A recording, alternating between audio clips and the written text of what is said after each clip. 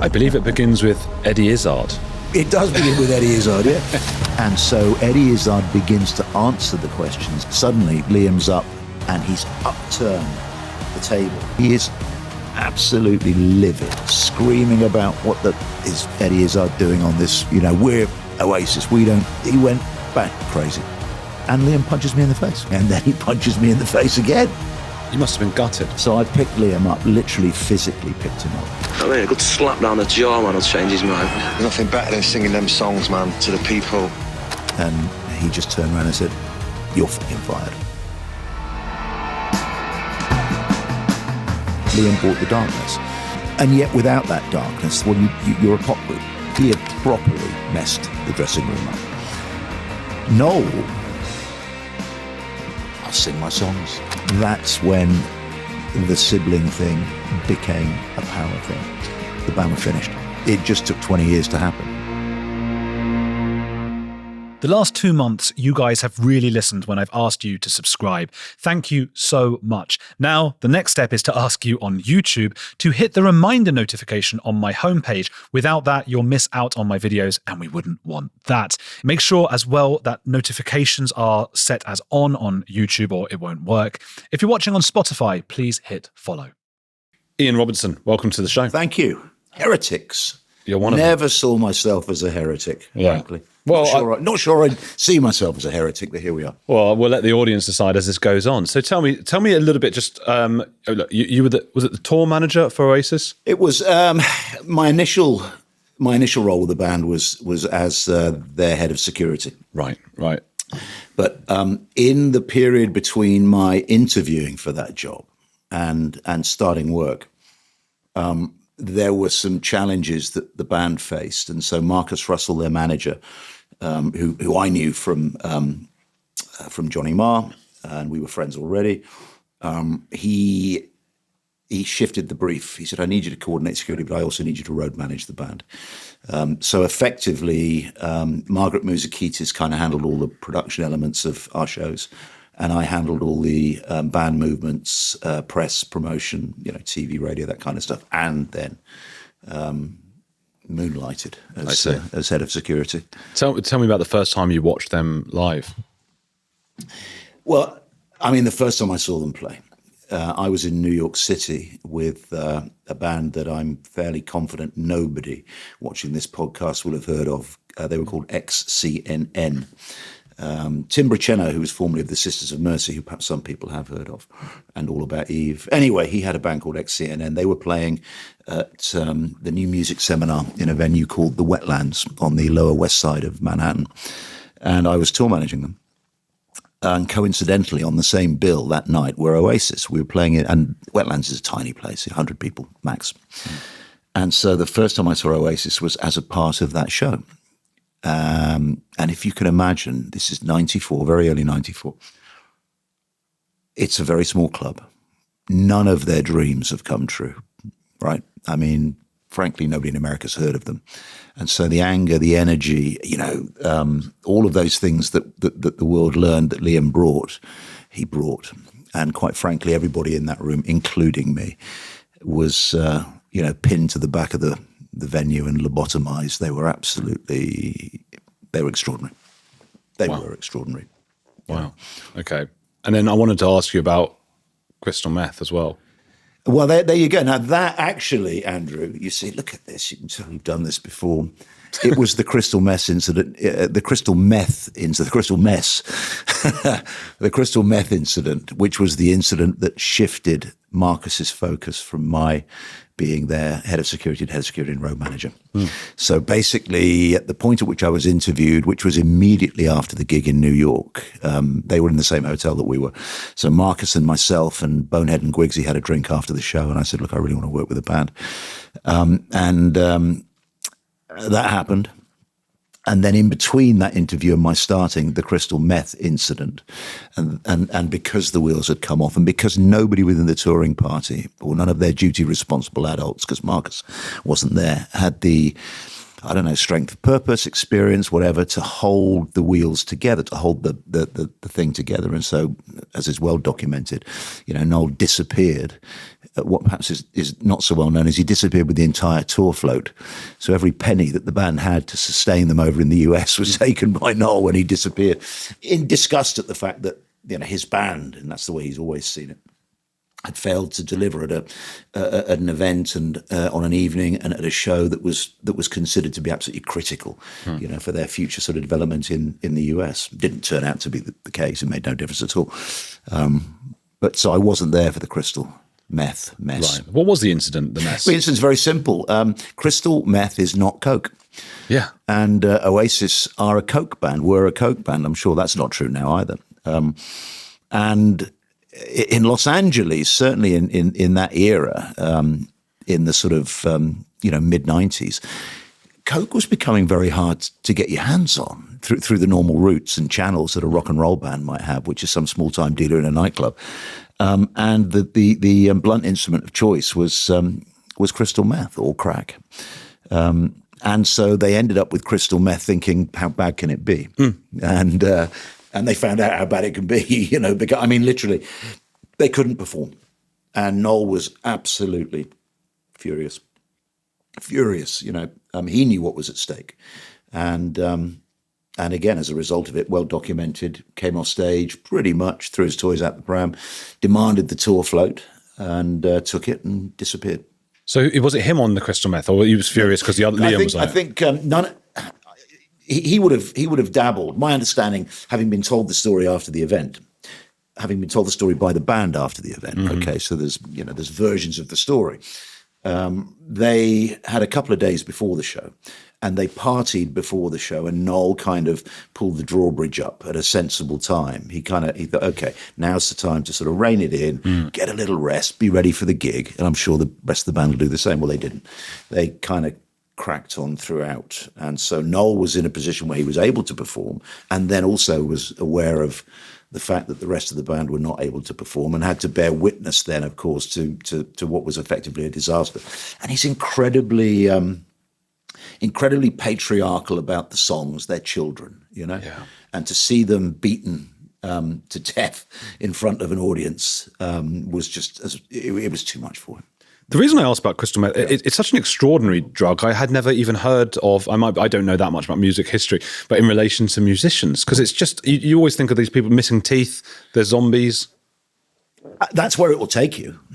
Yeah. It's there aren't any reverse gears, that's for sure. But crystal meth is not a particularly elegant drug, and it's not a particularly stylish drug, and and rock and roll stars, even in their infancy, tend to steer away from it. It's not particularly a white boy indie mank drug, and frankly, on that particular occasion, that particular evening, it was only crystal meth because there was no coke to be had. Interesting. Yeah. Well, I see that's what it was. Who was the one person who could rein in Liam? Well, you know what? Rein in with impunity, nobody. Yeah. Rein in Noel, myself in the early days, Marcus Russell. There is one person, and that's his mum, Peggy. Whenever Peggy turned up on the road, which was occasionally in the sort of period that I was with them 94 and 95, she turned up maybe half a dozen times in that sort of 2-year period. And every time she turned up, one look or one sort of word of admonishment, and they would pull their, they get their shit together and behave properly. It was terrific to say. I wish you could have come out on the road with us, actually. It would have made my life and everybody's lives a whole lot easier. It really would. And a lovely lady, I mean, she's Irish Catholic, no nonsense. And this is the other thing. Without any shadow of a doubt, the band, Noel and Liam, will have been given a very clear understanding about what is right and what is wrong in the universe. And so whenever there's misbehavior, and even if Peggy isn't around, there's a real awareness, either both are aware that, I probably shouldn't be doing this, but there was so little consequence attached unless Mum was there. And then when Mum was there, and then she had to see it. But she could stop the fighting, with just a word or just a look. That's quite apt because today is Mother's Day. So Well, happy Mother's Day, Peggy Gallagher. Yeah. At the end of the day, sadly, mine's passed away. So we'll pass the love on to Peggy Gallagher. Extraordinary lady. And I would have, if she could have come on the road with us, it would have been outstanding. oh, that is a shame. They should have had her with them all the time. Do you know what? They should. Yeah. It's not too late. Yeah. Because rumour has it, they're doing it all again. Yes. Well, they are, aren't they? But Rumour has it, yeah. with Mummy this time, we don't know. I think it'd be a really good idea, but probably not. Have you ever wondered what happened to the legendary Chuck Norris? I recently saw a video he made and I was pretty shocked. He's in his 80s and still kicking butt and working out and staying active. What's even more shocking is he's stronger, can work out longer, and even has plenty of energy left over for his grandkids. He did this by just making one change. He says he still feels like he's in his 50s. His wife even started doing this one thing too, and she's never felt better. She says she feels 10 years younger. Her body looks leaner, and she has energy all day. Chuck made a special video that explains everything. Make sure you watch it by going to chuckdefense.com/heretics or by clicking on the link below this video. It will change the way you think about your health. Once again, that's chuckdefense.com/heretics and click on the link in the description below to watch the video now. You won't believe how simple it is. Isn't that great that he's a mummy's boy like the rest of us? Yeah, and I think that's probably a reasonable description. I'm not so sure he is anymore. I think the other thing to bear in mind is that the experience of becoming the kind of hottest rock and roll band on the face of the earth is quite discombobulating. And Noel had a certain degree of life experience at the point at which these things were happening, and he's kind of differently built in any event. But the rest of the band, this was kind of like the first time they'd, if not left home, then certainly left the country. You know, I had to get regularly have photographs taken of Liam for visas here or visas there. What was incredible was that the first photograph I had taken of him, and then another I had taken of him some 6 months later, he had aged 10 years in that period. His eyes, and that was just it was hard work, because they did work hard. You know, the most of what's reported, because present company accepted, journalists are lazy, is dog bites man. And of course, dog bites man. In rock and roll parlance is rock stars take drugs. Yeah. But what nobody's interested in is that the same rock stars are working unbelievably hard to fulfill the obligations that their success is creating for them, And that was absolutely true of Oasis. So you've got that. You've got an extraordinary work schedule. You've got the fact that he barely left Manchester, and now we're in Tokyo or in Los Angeles or in New York, and everybody wants to be his best friend. All the drug dealers want to give it away for free. All the girls want to sleep with him, and it's a lot to take on board. And then the adoration that you get from the audience, and the intensity of it when you're playing in small venues. And in those early years, the first arena show that they did was at the Sheffield Arena. That was at the back end of 95. So for the entire duration that I was with the band, we were playing clubs. Salt Lake City, we played to 6 people. Bloody hell. Yeah. Noel busked outside the venue for about 4 hours. And I can still remember, because I noted it in my diary, he made $1.88. in 1994, he busked Oasis tunes outside the venue at Salt Lake City, made $1.88. That's insane. Isn't it? It goes to show how talented some of those buskers are, who are just making like £1, because even if you play yeah. Well, and they are. It's it's a really interesting thing, I think. Oasis came to the world at a certain time, didn't they? Both in terms of zeitgeist, but also in terms of where the music industry was. It was an analog industry, largely still. A lot of digital technologies, but nothing like what exists today. Today, it's never been easier to make music. It's never been easier to release music. It's never been harder to be heard.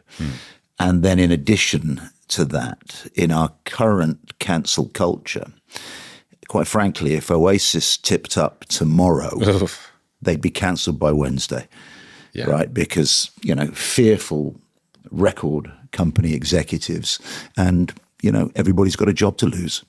You don't hear that much political stuff from them, unlike the Smiths fella, Morrissey. Well, I don't think that was never their Oasis. That was never their agenda. And when I say their agenda, really, it was never Noel's agenda. You know. But having said that, there is a reasonable term to use, because if Noel did introduce a kind of Billy Bragg might be a better example, some kind of overtly politicized album, then I don't think Liam would have sung it. I think he would have taken him to task over it, and actually, I think the rest of the band would have had a word about it. There was input. You know, it wasn't as simple as Noel writes and then dictates. They all had an opportunity to contribute. Not much of an opportunity. And there wouldn't be a huge amount of change between the way Noel saw a song and the way that song then ended up on record. And really the only person that could actually influence that debate would be Liam, because, you know, his delivery of that music. I mean, if Oasis, I mean, we see now Noel's solo career and the success that he's having, rightly so, great songs, great songwriter still, always has been. But if he'd had set out with that on day one without Liam, I think it's questionable whether or not he would have been successful. It was that combination of a really talented songwriter and a quite extraordinary frontman. Simon and Garfunkel effect. Or I think a better example might be Pete Townsend and Roger Daltrey. Right. Pete Townsend writes everything, and Roger Daltrey then interprets. But when you listen to those songs delivered, you never for a second don't believe Roger Daltrey. Yeah. You know, and it's the same with Liam. Tell me about your first interview with Oasis. Well, the first interview with the band proper. So let's discount getting pissed with Marcus, Gwigsy and Bonehead it was a Paramount Hotel in Manhattan. Marcus called me up shortly after that interview, and I knew he was going to call me up. This is a documented occasion. In Newcastle, when the band were performing, some fan managed to get onto the stage, punched Noel in the face. And I knew, I saw this across, as you can imagine, across all of the UK media. I thought, my phone's going to ring. And sure enough, 2 days later, the phone rang. It's Marcus. He's like, Robert, we absolutely need to take security on board. It's got to happen now. And can you come down and meet the band? So I went across to the Astoria Theatre where they were performing. And that was the interview, basically. You know, I watched them play, did my job. They then saw the difference between having me on the road with them and not having had me prior. I had to be interviewed by band and crew. The band interview was as straightforward as, how do I fit? Do we feel comfortable in this person's company? And then to a degree, you know, what's your pedigree? And within that, you know, I'd worked with Rotten and Public Image Limited, and Rotten is still is an icon to both Noel and to Liam, and probably to Marcus as well, to most people, if truth be told. And in reality, I simply did a decent job for them, and they had a different experience of that day and that evening than they had up to that point without somebody running shotgun, you know, on their behalf. Was it quite exciting to be in with the band? Well, listen, at that point, I'd been in the industry for a good few years, and so I was very, very mindful of what was happening, and I was very mindful of the great privilege to be at the beginning of something. But nothing was written in the stars, you know, and nothing actually ever is written in the stars. What I think is particularly interesting, what I've always thought was particularly interesting looking back, is if you look at the transcripts of interviews with Liam and Noel particularly. I mean, you can find interviews with Bonehead and Gwigsy, but they're few and far between. And it became very clear very quickly that the media were really only interested in either Liam or Noel. You know, if there were any interview requests that came in, and of course there were many interview requests that came in, I want to speak to Liam, I want to speak to Noel. And that's kind of the way it shook out in the end. But if you look at the transcripts of any of those 94 interviews, even 93, and that kind of messianic, this is a biblical prophecy, we will be the greatest band in the world.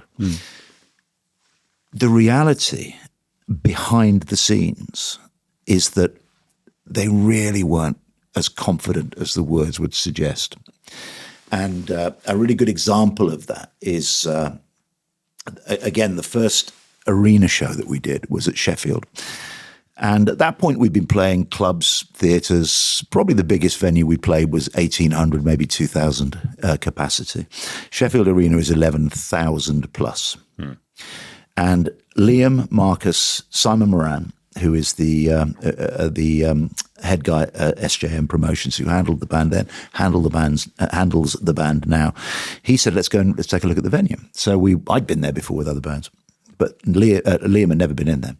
And as we stepped up onto the stage and looked out, this it's huge. And by comparison with where we've been playing, it just looks so, this is what a... And Liam lost his shit. He was screaming at Simon Moran. What the are you thinking? There's no way that we will sell half enough tickets to fill this venue. And Simon Moran just looked at me and said, it's done. Hour and a half. And that was probably the first evidence that actually they were going to back up all of those words. But Liam's reaction to that space was not, of course. Yeah. It was, what are you thinking? And I for me, it's like, look again, if anyone wants to take the time and look back at what they were saying, the reality behind the scenes was, that confidence was not there. Every day was a surprise. And that was one of the great joys of it, actually. I'm a fan, of Oasis, certainly, but of rock and roll generally.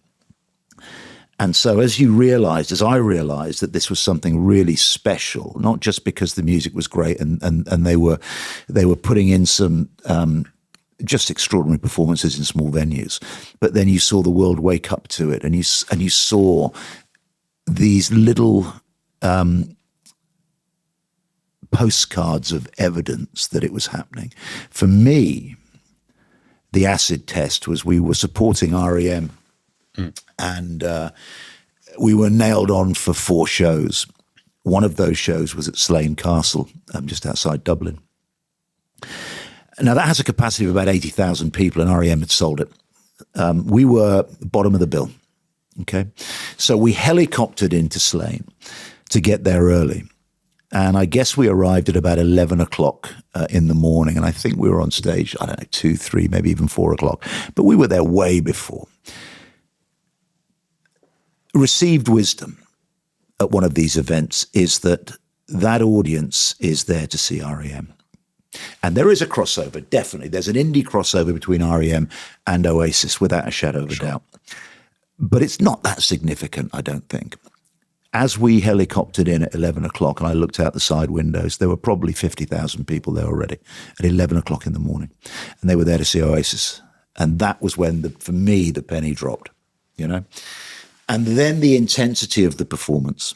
I had to take the band off stage 4, possibly 5 times because the arena security at Slane Castle just hadn't got their head around what they were going to face. And so they'd coordinated their staff on a kind of shift rotation basis to save a few quid, right? Instead of starting somebody at 10, we start them at 3 o'clock in the afternoon. That's when we're going to need them. And then we bring the sort of shock troops in for REM when 80,000 people are out there, blah, blah, blah. So when Oasis went on, 4 times, certainly maybe 5 times, they had to be taken off stage. And they had to be taken off stage because the weight, the crush of expectation that was coming, from the back and forwards was just too intense. And the only way to kind of alleviate that was to remove the source of everybody's kind of infatuation, passion. Is that you then? Are you stood there going, like watching and going? Right, and it's in it. So the job of band security, if you're running the security operation for a band, there are 2 truths. One of them is, there's a Johnny Cash quote, isn't there? A kicking and a gouging in the mud and the blood and the beer. Right? It's Boy Named Sue. So if I am kicking and gouging in the mud and the blood and the beer, then I fucked up severely at some point through the course of the day, because that's not what I'm supposed to be doing. My job is to coordinate the security teams that I will find either at a venue, whether it's a theatre or a club or Slane Castle, and speak to the head of security and make it clear what my requirements are for the band. When you're last on the bill, they're really not terribly interested in what you're bringing to the party. They're waiting for the security brief with REM's guy, you know? So you tell them, you know, what they should expect, and it flies over their head. And it really just boils down to, my approach was always, listen, this is not my venue. You guys know it. I don't. Here's what I'd like to happen. Walk me through, show me how you're going to keep my band safe. And my only real concern is that they do not ever have to spend quality time with the audience unless they want to. Yep. Newcastle being a great example of Noel spending quality time with somebody he didn't really want to and getting punched in the face for it. And they just were, and at Slane Castle, they weren't listening. So I've got a team of people that are running the pit, that I can't even see, that are running the doors, that are doing searches, etc. And my role is that I'm on stage with the band and I'm looking to see if there's anything that might go south, and I might feed that information into the security team in the pit, or in the unlikely event, and hugely unlikely event at a venue like Slane Castle that somebody gets on stage, I will deal with that, you know. But at Slane, it was, and I'm calling the show. And frankly, normally that means nothing. That means you stand there. Clubs are different. Clubs, sometimes people do get on the stage, and that has to be addressed. But at a venue like Slane Castle, you know, and you've been to shows, 80,000 people, you know, you've seen firstly, the distance between the audience and the artist. And then secondly, it's a bit like the bloody Berlin Wall, isn't it? Yeah, there is. Do you know what I mean? To get from the front, exactly. To get from the front of the audience over this, and with people pushing behind you, then up that, you know, surreptitiously, it's not going to happen. The North-South Korea border. It's one of those. Empty space. It really is. Dead space. No machine guns, to the best of my knowledge. Yeah. But then I've never done shows I have done shows in Russia with Mark Almond. There were no machine guns. So that was a point when you went, bloody hell, this is big. Yeah. Did you start to notice changes in Liam and Noel? No. The changes that came, I guess they were partly to do with the success, but they weren't because of the success. That's an interesting distinction to make here. It wasn't like, we're famous, let's be a dick, you know? Let's behave famously. What it was that in the early stages, as I say, if you're playing to 6 people in Salt Lake City, and in the early days, you know, we were sharing rooms. Right, so in those very early days, 94, beginning of 95, including the band, there were 10 people in the touring party. So the band of 5, there were 5 of us outside of the band. We shared rooms, right? We shared bedrooms. There was no money, and there was no outward sign that the band was successful. So it was just graft. You know, it was just hard work. We were running. There was a show most nights. There was very little time in between legs of the tour, and this, you know, brings me back to, this was a band that knew how to work and that were prepared to do the work. Did they press the fun button? Yeah, absolutely. But what did change was a realization slowly that probably the predictions were going to be on point, that the level of success that they envisaged had every likelihood of actually manifesting itself. And then what happened was, and really the only issues that we ever had behaviorally were the tiffs initially between Liam and Noel. And initially it was sibling. It was sibling rivalry. It was the same stuff that Peggy would have been dealing with as they grew up. The same petty arguments about something and about nothing. The first argument I saw that Liam and Noel really got, you know, excited about was whether or not John Lennon would still be valid were he alive in 1994. Which is a conversation, but it's not a screaming match, right? But it became a screaming match. So that was my introduction to that. But it was finished, and it was done, and it was in the rearview mirror pretty much as quickly as it began. And it was that kind of brotherly stuff. And then, you know, something else shiny came along and drew their attention, and it was done. Yeah. It was when there was a sense that Oasis meant something. Perhaps even were transcending that line that we all understand as regarding what a rock and roll band is: noisy, long-haired ne'er-do-wells that stay out late and take drugs, and you know. But that something more lasting was in the air. Then actually the disagreements between Liam and Noel became much more of a power struggle, because initially there was really nothing to struggle over, and it was really very straightforward. Noel ran the ship. It was only when there was a sense that the ship might actually be going somewhere that and this happens a lot in life, I think, you know. Yeah. Until there's something to argue over, nobody argues. Something to lose. Something to lose. Absolutely, yeah, exactly. Something to lose, and then of course there's a sense of which direction should we be going, and I think that there's a real kind of there's a dark and there's a light, isn't there? With any great rock and roll band, with the Stones, with the Who, you know, and certainly with Oasis, and one could argue that Liam brought the darkness, and yet without that darkness, well, you're a pop group. So Liam brought a huge amount to who the band were, frankly, to who the band are when they go out and do it all again next week, next month, whenever it is. There was that moment you've spoken of when Noel first did an acoustic set. Yeah, well, and that was the beginning of it. So the beginning, I mean, the band are coming back together again. Great.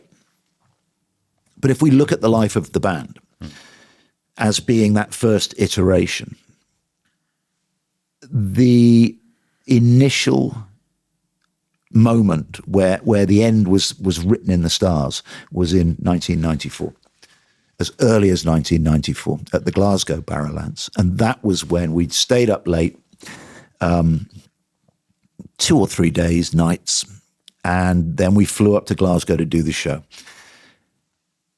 If you're a drummer, then your equipment is packed in a box, skins are tightened. You know, if you're a guitar player, it's tuned, strings are changed, it's cleaned. If you're the singer, you are the instrument. And 3 days of non-stop Charlie is not kind to anybody's larynx, even a 20-something-year-old who, frankly, we all believed could bounce because he always had. And for the first time in Glasgow, he showed us that actually there is a line, and we believed he had reached it. So we're 4 songs in, and Liam just physically cannot continue. Not physically can't stand up, but there's nothing coming. There's nothing coming. So he throws his toys out the pram, as you would imagine, takes it, you know.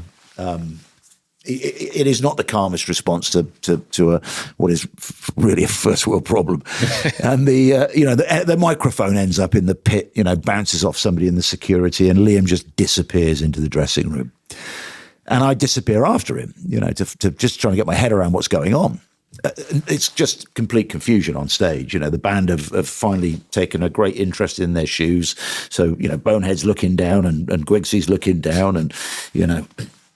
And Noel says, I'll sort this out.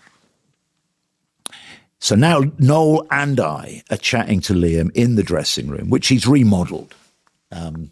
Basically, he's smashed everything that is smashable, which frankly was pretty much everything in the room. He is a black belt destroyer of stuff. You know what I mean? If the universe is not going in the direction that he would like it to be going, or at least that was the case then. Having said that, that was the first example of that. Anyway, he had properly messed the dressing room up. Noel argued that they don't care. I know your voice is shot, but they don't care. They just want to see you. They just want to be close to you. And Noel was right. To Liam's credit, he's like, no, if I cannot deliver these songs the way they A, deserve to be delivered, and B, to the best of my ability, then I will not deliver them at all. I'm not going back on. that was the first time then that Noel decided, how do we rescue this? Either we pull the show or I'll sing my songs, with the band semi-acoustically, and we'll get to the end. So that's what he did. I took Liam back to the hotel, and he was devastated. Ordered him a hot toddy in the bar, literally put him to bed, and then waited for the band to return with no clear idea about what would be returning. And how this was going to play out moving forward. I'd already made a plan with Marcus. So I picked up the phone to Marcus and said, look, Liam's voice is shot. It is shot. We've got 2 shows in quick succession. We need to cancel them. And we'll pick up again in, I think it was Wolverhampton. Marcus said, yep, that's what we do. I've still got to get that across the line with Noel. And I really thought this was going to be a tough conversation. Absolute piece of piss. Noel was...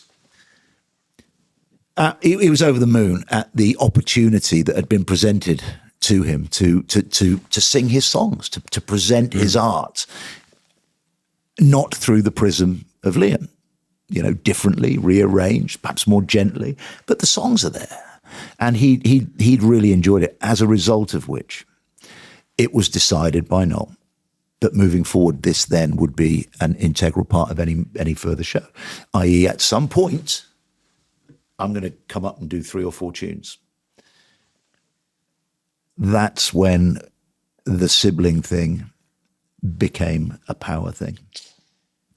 And again, I argue that on that night, December 1994, the band were finished. Wow. It just took 20 years to happen. That was the moment. That was caused the breakup. That was the moment. Because from that point forward, the disagreements were about something meaningful, tangible, and real, as opposed to what John Lennon would think about sausages in 1995. It's amazing to hear, because I think so many people aren't aware of that. People don't realize that. Well, 94 was a different. Firstly, it's a long time ago, but it was very different.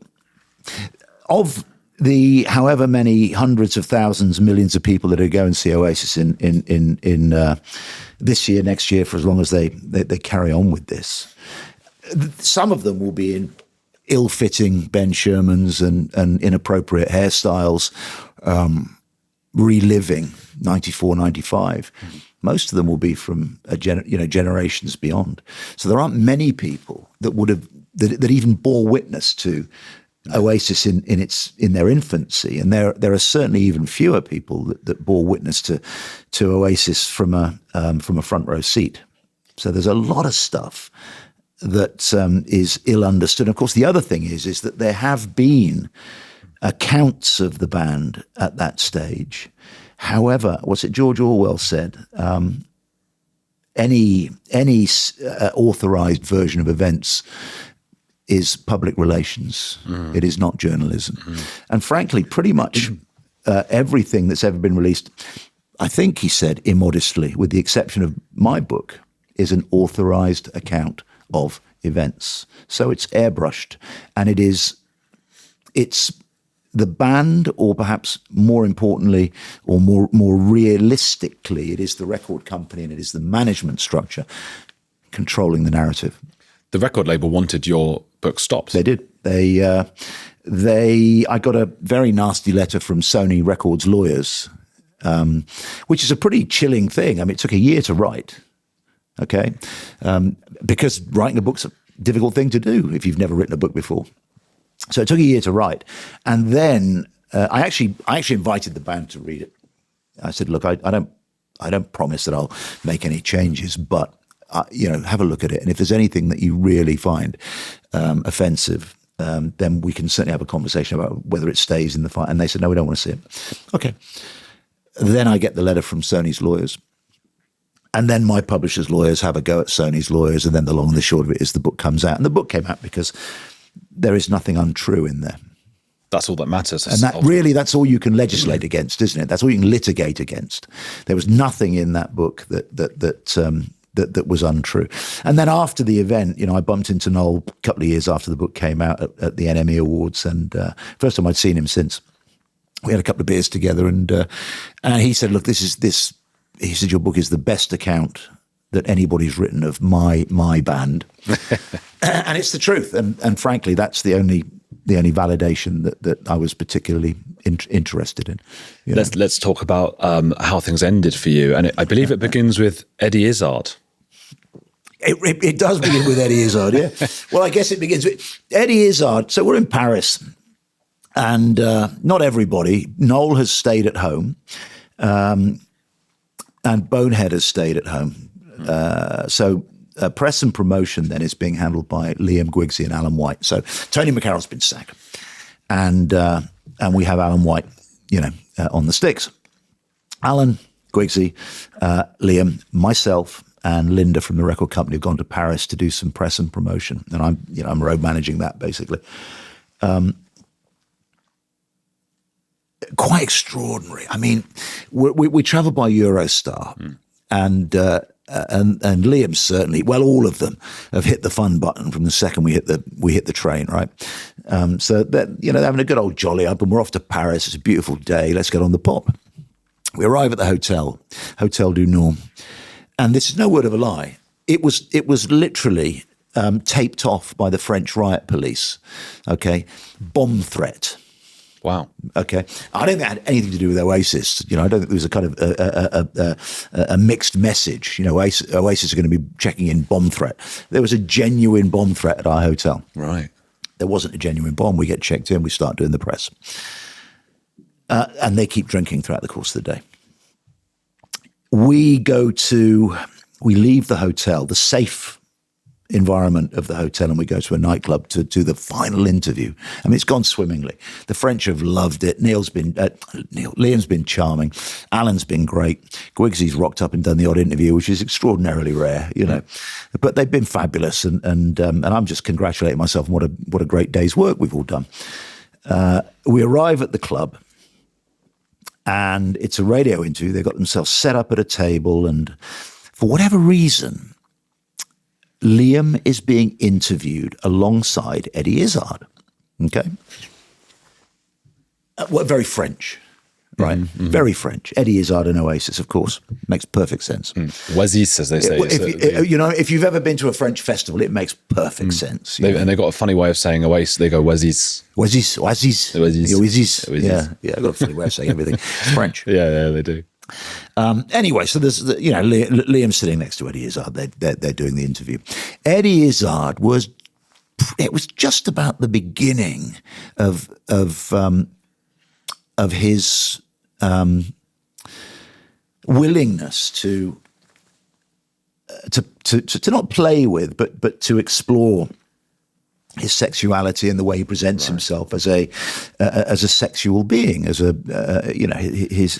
was very gender non-specific. So the makeup was on, he had the lipstick on, the nails are done beautifully, I might add. And we were in that era of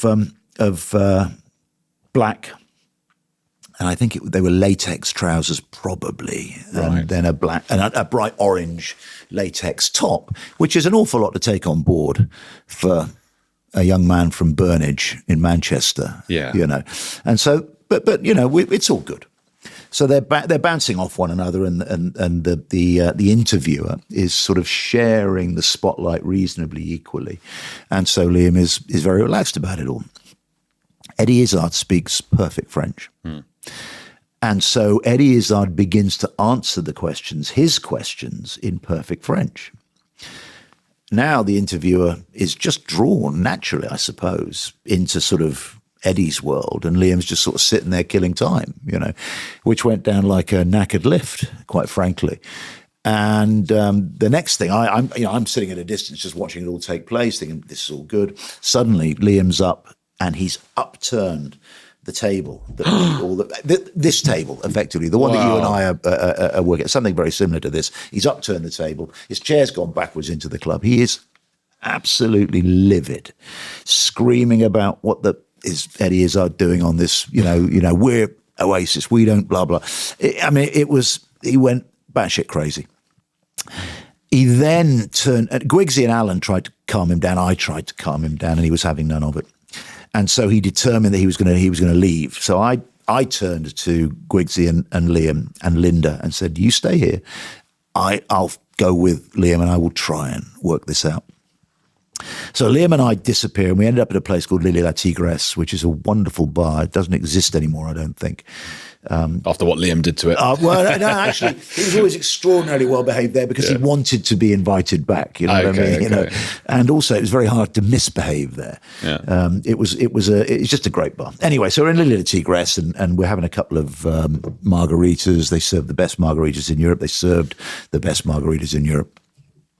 And I've kind of talked him down, you know, and so he agrees with me that we will get that we'll take the limo that we've got on stand and we'll go back to the hotel. And I think, thank God.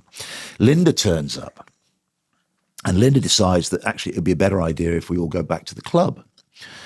So we start heading back to the club. Liam now. So now there's Liam and Linda and myself in the back of this Merc, driving through Paris. Who's Linda again? Linda is a record label. She was at the record label. She was a press and promotions coordinator.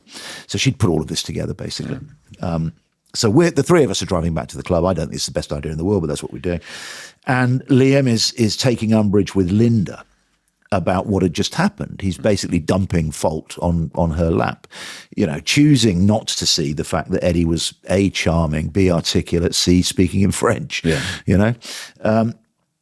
Anyway, we're probably doing 35 miles an hour. And Liam's response to Linda's response to Liam's anger is to open the car door and throw himself out onto the streets of Paris as we're careering through it. My response is to throw myself out of the other door, okay? So now the two of us are rolling down whichever the hell promenade it was. And we gather ourselves. I've landed a bit more elegantly, but then, you know, I'm ex-parachute regiment. I've been trained to land a bit more elegantly. But we both landed, and miraculously, neither of us have done any damage to ourselves. And so now we're facing each other in the street. You know, it's almost like a kind of high noon vibe, you know, 1 o'clock in the morning, probably. And Liam punches me in the face. Bloody hell. And I'm like, whoa. Okay, well, I did not see that coming. And then he punches me in the face again. Okay. And they were pretty decent punches. Well, they were accurate, certainly, you know. Anyway, I thought, okay. What's he got, your jaw, cheekbone? He's kind of hit me, yeah. That would be better, but he came in from the side, you know. Well, it would have been better to hit in the chin. It would have been better uppercut or something. It would have been much more effective. Yeah. But, you know. Anyway, I figure that's enough of that. So I picked Liam up, literally physically picked him up. Carried him from the middle of the street to the side of the street. There's a bus stop there. I have literally bounced him off the bus stop, and I've just looked at him. That's it, you know. And he just turned around and said, "You're fucking fired." And that was the last night that I worked with the band. You know, I picked up the phone to Marcus, told him what had happened. And I picked up the phone to Noel, and I told Noel what had happened. And I gave in my resignation. They would have had to have fired me. There were no two ways about it. And when I spoke to Noel about resigning or not resigning, Noel's words were, he said, "Robbo," he said, "I don't want to lose you. I trust you. There are so many new faces around the band now. I don't know who most of our crew are." He said, "But I am chained to the little fucker." And of course they are, you know, in as much as Oasis, you know, it's being evidenced, you know, Oasis going back out on the road. There's no Gwigsy, there's no Alan White, there's no Tony McCarroll, but it's not going to matter to the audience as long as Liam and Noel are there. You must have been gutted when that happened. Yeah, I was. I was gutted for a couple of reasons. In the first instance, you cannot but look at that as a set of circumstances and say, in some way, shape, or form, I failed. My job was for this not to happen, and it happened on my watch. So, in some way, shape, or form, I failed. And then, of course, you've got the you've got the reality that you were being on the road with a rock and roll band is a lot like Them and Us. And I was us, and I became them. And when the us was then clearly at the very centre of rock and roll, it's a very seductive place, Andrew. You know, and if you're a fan in any way, shape, or form, and I had pictures of Mark Bolan on my wall when I was a kid. You know, Bolan, Bowie, Roxy, Mott the Hoople, you know, Steve Harley, blah blah blah. So I've always loved rock and roll. Always listened to contemporary music. Always had a point of view about it, and so the privilege of being in that place at that time was really not lost on me ever. There wasn't a single day that we were out there doing whatever the hell it was we were doing, whether it was shooting a video, performing live, doing TV, that I didn't pinch myself and think this is just extraordinary, because watching it unfold and watching the way the world changed around them. Yeah. But they didn't, not really. I think they did eventually. I mean, you know, I'm often asked, were there drugs? Well, of course there were drugs, you know. But you had to partake in that. Well, you didn't have to, but I had no issue. I had no issue with that, you know. I think it would be a challenge. In fact, I'm certain that it would be a challenge in that particular era of the band to be a part of that entourage and to not. And certainly when I was interviewed twice, once by the band that we've talked about, but also on the same evening by the crew, and actually by Mark Coyle, who was their front of house sound engineer then and co-produced Definitely Maybe, and a real kind of lifelong lieutenant, not just for Noel, but for the band, almost like their kind of grumpy, short-sighted uncle, you know, who had been around the world as road crew for different bands, and was the difference, frankly, between the initial demos of Definitely Maybe, which did not come up to sniff. They simply weren't good enough by everybody's judgment and opinion. And Mark Coyle went in there with Owen Morris, and they came back with something that we all now understand to be one of the great first rock and roll albums of any British artist ever. But Coyle interviewed me, and he asked me one question: "Do you take drugs?" and the wrong answer was no. In any other interview situation, you know what I mean? But in that one, it was like, God, you know. What mad days. While you were working with them, was there a particular, I mean, there were a lot of fights you had to break up, I suppose, between Noel and Liam. Was there a particular one that lingers in the mind, like physical bruises? No, they because I lived with them, and that, again, is the reality of the touring machine. You pretty much, if the band are awake and in action in whatever way, shape or form that takes, then I would be there. So if it kicked off, I would be there. So the interventions came very, very quickly, certainly long before there was any opportunity for it to turn into something really, really unfortunate. So there was nothing, there was some really unpleasant, I mean, genuinely unpleasant fallings out, physical altercations between the two. But the unpleasantness wasn't in the physicality.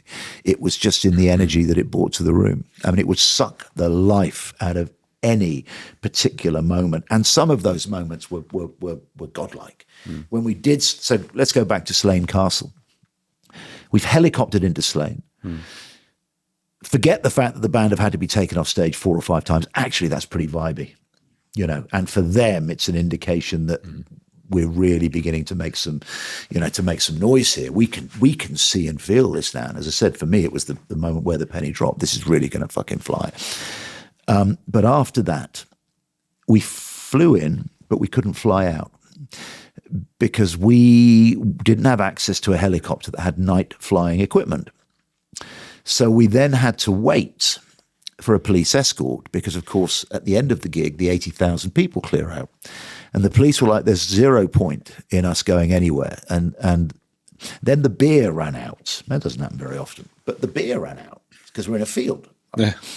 So there's no beer. We're not going home. And the energy changed there. Everybody else took it on the chin. Liam was underwhelmed, to put it mildly. And then for whatever reason, when the bus finally did leave the venue, Liam actually fell out with Bonehead and lamped him literally lamped him. At which point Noel intervened, and the energy around this was the most unpleasant of any of these that were ever a part of my life with the band. I mean, it was just really evil, you know. It was a combination of, you know, if you're having a drink, you keep drinking, it's all good. You stop drinking, there is a point where you know suddenly you feel a bit ill at ease with the world, ill at ease with the universe, you know what I mean? Headache. It's that exact. All of those things are starting to happen, and there's no drink on the bus, and we know it's going to be 2 hours before we get back to the hotel. So the energy's changed dramatically. Most people are taking it on the chin and trying to get some sleep on the bus, but. So Liam's taken a lump out of Bonehead, and Noel's taken a lump out of Liam. I've now restrained Liam. Liam's trying to throw himself out the bus, so we're back in Paris, or Paris is further ahead down the line. And it's just the energy. The energy had changed. The energy in those disagreements had changed. What about fights with people outside of the band? I'm thinking of Robbie Williams, for example. I love Robbie Williams. But was there a physical fight? Not in my time. Not in my time. Robbie turned up. The first time we met Robbie was at Glastonbury, and he turned up 95, I suppose that would have been. He had that blonde hair. He had the peroxide blonde. Short, spiky, sort of fake teeth missing. Did he? I don't recall that particularly. He turned up with 2 cases of Clique champagne. Okay, and truthfully was there with one mission, and that mission was to become Noel and Liam, or Noel or Liam's new best friend. Yeah. Okay. It was overt and obvious, and I'm pretty certain if Robbie hasn't admitted it himself, he would. Yeah, I think he likes. I think he has said things, because I watched the documentary with him, and he talked about he wanted to write Karma Police, as in the Radiohead song, and he ended up writing Karma Chameleon. I suppose a lot of he's very self-deprecating, isn't he? Yeah. And I think that a lot of people in the pop star would, you know, in that world would like to be the rock stars and so on. Well, he's Robbie. I have a dear friend of mine was Robbie's guitar technician, and speaks incredibly highly of him. I've seen him play live a few times, and I think he's a phenomenal performer. He's awesome, a phenomenal performer.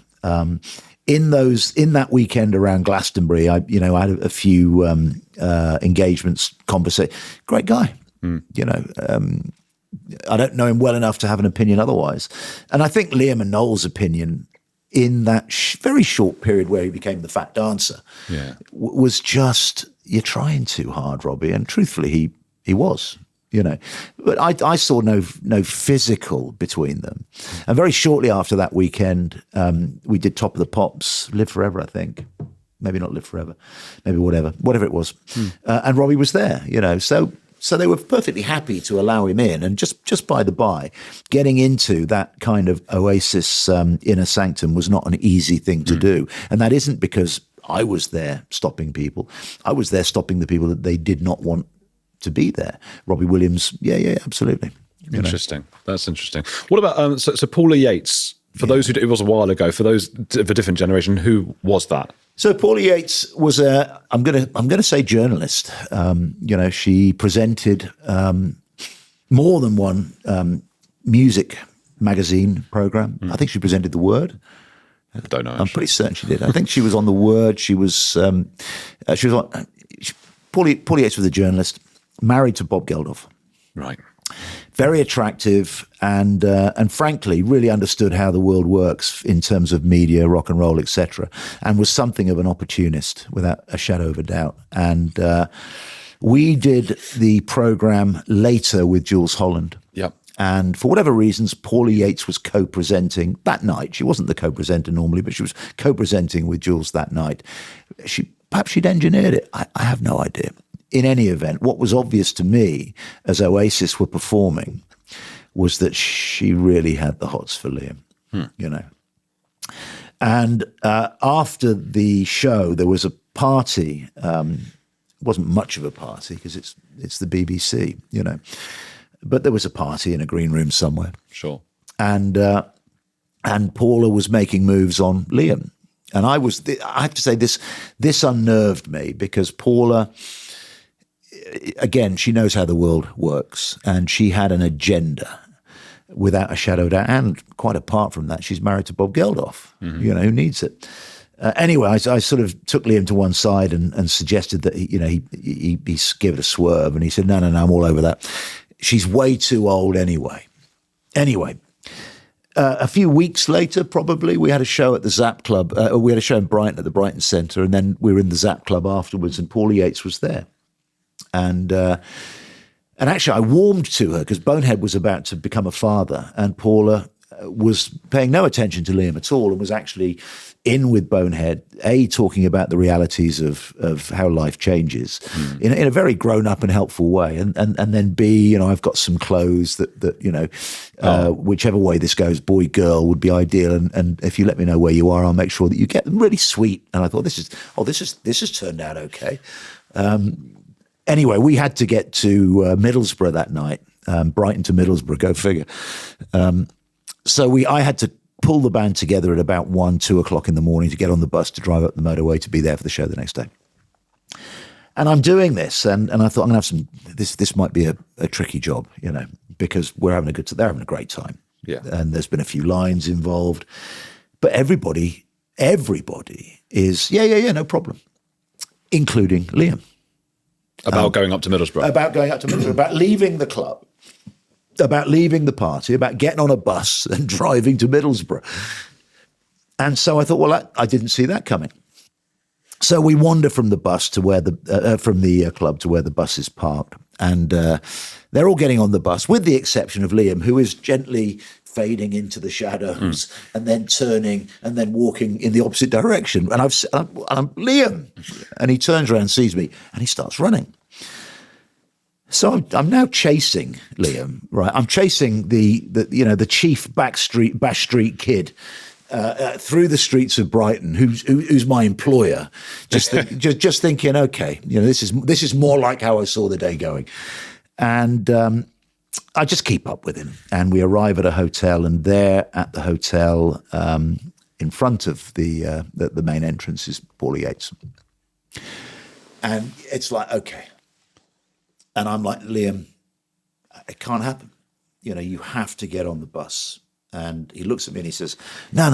He says, I'll make my own way to Middlesbrough. I'm like, from Brighton. You're out of your fucking mind, if it was Noel, that isn't a good idea. And it certainly isn't a good idea, with you. But he's like, I said, no, you won't. We have a disagreement. It's verbal. It's a proper verbal tear-up now. Paula's chucked her tuppence worth in with the observation to Liam, were you staying? Are you a man or a mouse? Those are the words that she used, which it's red to a ball, right? So now Liam's determined not to lose face, and we're having a proper slanging match outside the front hotel. In the end, somehow or another, I get through to him, and he's following me, and he's sharing his thoughts on the whole situation and on why he's not thrilled about it. And the language is colourful, and I'm like, fucking hell, But we get on the bus. And as we get on the bus, I said to Marcus, I said, listen, you might, because he sacked me again, in the process between getting from the hotel to the bus, Liam sacked me again, or sacked me for the first time. Oh. And I said to Marcus as we got on the bus, and to Noel, I said, you might want to have a chat with Liam. I said, because he's not thrilled that we're going to Middlesbrough and that he's not staying in Brighton with Paula Yates. And I told Marcus what had happened. Anyway, about 15, 20 minutes later, I'm sort of sitting, looking out the window, feeling sorry for myself, Fucking hell, here we go. Anyway, Noel came up and he just leaned over and his actual words were, it's my band and I decide who stays and who goes, and you're staying. But that incident in Paris was the end of something, because Liam became, or my relationship with Liam became fractured. And it became fractured for a couple of reasons. One of them is, and it wouldn't have mattered who I was, I was the messenger. Yeah. And I was the messenger that delivered the message along the lines of, I know you didn't go to bed until 4 o'clock in the morning. I know it's 5 o'clock in the morning, but I need you to do press for Singapore or press for New York or press for whatever the hell, And all of the band largely understood these things. Noel particularly, you'd never have a problem. A bit of grumbling, but always you knew he would be there. As the demands from the world's press became ever more fervent, then ever more frequently I was knocking on Liam's door at stupid o'clock in the morning and instructing him to get dressed, get showered, get some clothes on. We need to be here to do this, And it just became too much of a burden. And then I contributed to that. I mean, I had two options really. One of them was just to kiss ass and apologize profusely, and the other one was actually to be a little bit proactive in the process. And you have to do this interview. And actually, he did have to do that interview. And he had to do that interview because in the early days of any artist, the media has all of the cards. When the artist is the biggest band in the world, well, then the artist has all the cards, right? When you reach out, and this won't be unfamiliar to you, when producer, researcher reaches out, wants to interview Liam Gallagher tomorrow, well, do I want to do it or don't I? Yeah. In 1994, when the NME wants to do 2 pages on you, you need to be there. When a similarly important magazine in Japan, in New York, in Los Angeles, in Australia wants to talk to you, you should talk to them. Because at that point you need to be seen. You need to be heard. And you cannot, even in a different era, you cannot rely simply on making great music. That's never been true. Jagger said it brilliantly.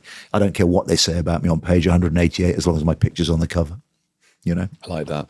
Yeah, it sounds like the breakup that you and the band with regards to Liam was inevitable. I mean, there was no way. Yeah, what else could you do? Yeah, I think so. I think I could have prolonged it. I think if I'd have kissed his ass, then it would have prolonged it. But then you wouldn't have been doing your job. I wouldn't have been doing my job. And in addition to which, the band that I'd worked with prior to Oasis was a super group called BBM. This was Jack Bruce, Ginger Baker, and Gary Moore, and they were terrific. However, I was such a fan. Yeah. Jack Bruce, Ginger Baker, it's Cream, isn't it? As near as damn it. Put Gary Moore in there and it is Cream, And so I was kissing ass. And I had musically it was extraordinary. To be around those musicians and to watch them perform from the side of a stage was extraordinary. But Jesus, outside of that, it was just a nightmare. And of course, there is no respect. If their every whim is being met by me, the tour manager, without any pushback at all, then the demands just become more and more absurd, Yeah. And so when I started with Oasis, I determined in my own head, I'm not doing that again. I'm going to be not ridiculously firm, but I probably was. Okay. In truth, certainly towards the end, I wasn't as courteous, frankly, as I should have been, as a paid retainer. And there is a line, isn't there? And I drew it initially. I nailed it, but eventually I drew it in the wrong place. That's really interesting and very honest of you as well. Well, I would not pretend that honesty came in the moment, but it's or self-honesty. It's 30 years ago. And you do explore these things. You just think, I wonder, what if I'd zigged instead of zagged? Did you see about the dynamic pricing controversy? Yeah, I did. Look, I don't know. The position that the band are taking, and I suppose we have to take it at face value, is didn't know. I find that hard to believe, if I'm completely honest. They might as well say it though. You might as well say it. You might as well say. And that was what was that? That the prices, the more people who bought them, the higher the prices went. Well, basically, it's the perfect example of supply demand at work, isn't it? As the availability of tickets diminishes, the price goes up. Couldn't they have just started with high price? I mean, they're going to sell out anyway. It would have been. It wouldn't have been a smarter way to go about doing your business. And I think the real issue here is the manner in which dynamic pricing then was experienced as a consumer. And I have a dear friend. I wasn't remotely interested in, and I'm not remotely interested in seeing any of the new shows. Only because I don't believe that watching them perform from row 80 is going to offer me anything that I didn't get from standing by the side of a stage in 1994 and watching them literally take the roof off places. Sure. You know? Sure. But be that as it may, a dear friend of mine is a huge fan, so he wanted tickets and he went down the process of getting tickets. And he started buying a ticket at, I think it was £65. By the time he's gone onto the portal and he is being asked for £65. Can you give us all your information? At the point at which he gets to pay for the ticket, it's £325. Okay. Oh. So for me, dynamic pricing could work along the lines of at the point at which I begin the journey, I can see that it's £325 and I can determine whether I want to spend that money. But to start the journey of buying the ticket, it's a bit like walking into McDonald's, right? And you order a quarter pounder and fries, okay? And by the time it comes, they ask you for another £8.75, right?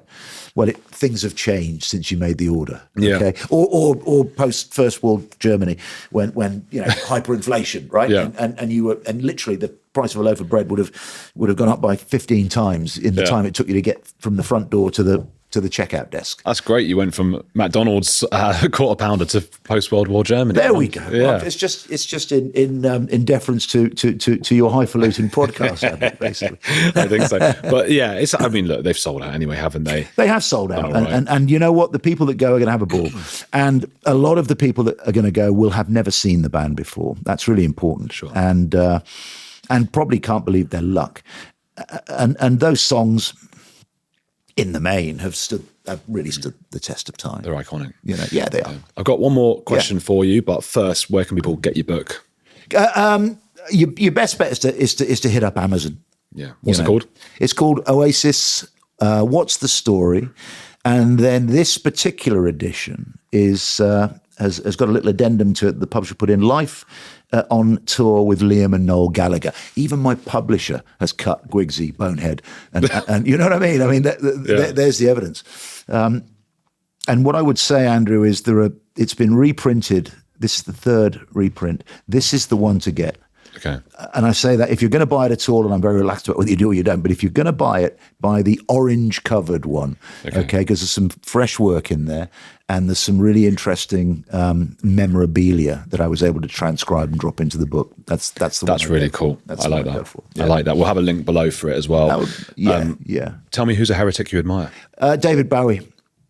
Go on. I think that in a duplicitous world, and I think the world has always been fundamentally duplicitous, the act of truthfulness is an act of heresy. And David Bowie has always been truthful to himself and to his art. And so David Bowie is undoubtedly, in my opinion, a heretic, and B, the heretic that I most admire. That's a beautiful heretic. People, please go and get Iain Robertson's book. It's going to be in the link down below, all about Oasis, everything we spoke about today, and a lot more. And the memorabilia and all the bits and pieces. That, please go get it. He's given up his time. He's come down here to do it. So get his book, hit that like button, and keep watching this channel. Just a reminder, the legendary Chuck Norris is a whopping 84 years old and yet has more energy than me. He discovered he could create dramatic change to his health simply focusing on 3 things that sabotage our body as we age. Watch his method by clicking the link in the description box below, chuckdefense.com/heretics.